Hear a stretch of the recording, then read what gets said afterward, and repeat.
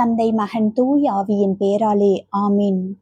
ஆண்டவரின் அருளும் சமாதானமும் உங்கள் அனைவருடனும் இருப்பதாக. இறைவா, இன்று உமது வார்த்தையை கேட்க எங்கள் இதயங்களையும் மனங்களையும் திறந்தருளும். உமது திருவுளத்தின்படி வாழும் ஞானத்தையும் அருளையும் எங்களுக்கு வழங்குவீராக. ஆமீன். வாருங்கள், இன்றைய இறை வார்த்தையை இறை பக்தியுடன் தியானிப்போம். முதல் வாசகம். புனித பவுல் தெசலோனிக்கருக்கு எழுதிய 2ஆம் திருமுகத்திலிருந்து வாசகம். அதிகாரம் 2, இறை வார்த்தைகள் 1 முதல் 3 முடிய மற்றும் 14 முதல் 17 முடிய. முதல் வாசகத்தின் சுருக்கம்.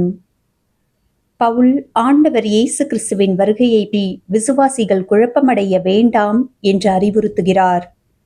பல்வேறு செய்திகள் அல்லது போதனைகளை கேட்டு உடனே நம்பாமல் விசுவாசத்தில் உறுதியாக நிலைத்திருக்க வேண்டும் என கூறுகிறார். இறைவன் அவர்களை தமது அருளால் அழைத்து உண்மையை அறிய செய்துள்ளார்.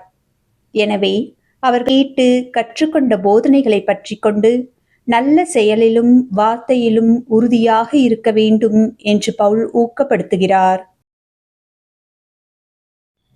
இன்றைய நற்செய்தி. மத்தேயு எழுதிய தூய நற்செய்தியிலிருந்து வாசகம்.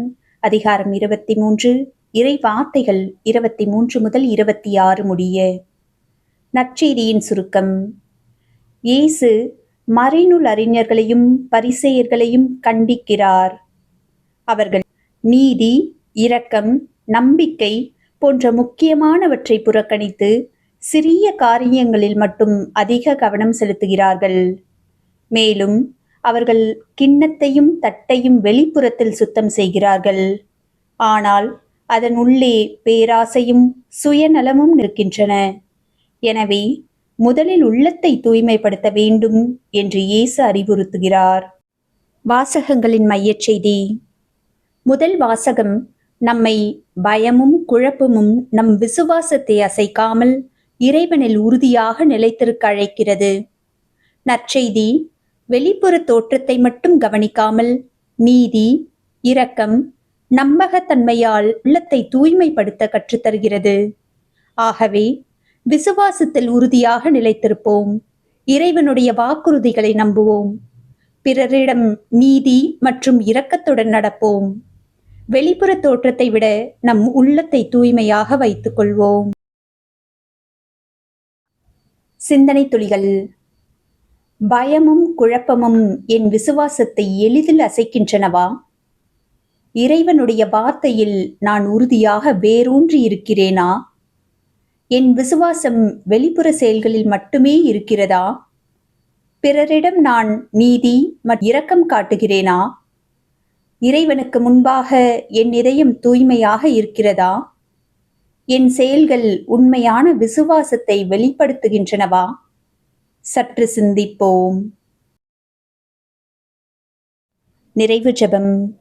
அன்பான இறைவா, பயம், குழப்பம் மற்றும் நிச்சயமற்ற சூழ்நிலைகளிலும் எங்கள் விசுவாசத்தில் உறுதியாக நிலைத்திருக்க உதவும்.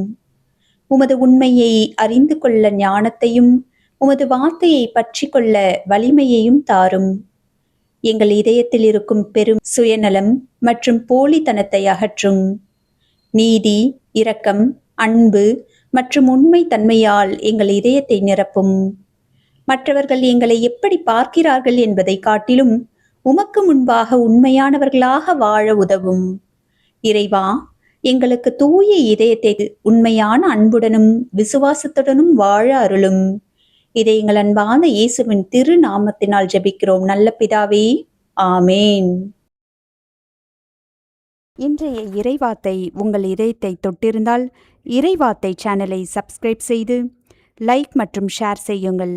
ஆண்டவரின் அமைதி உங்களோடு இருப்பதாக.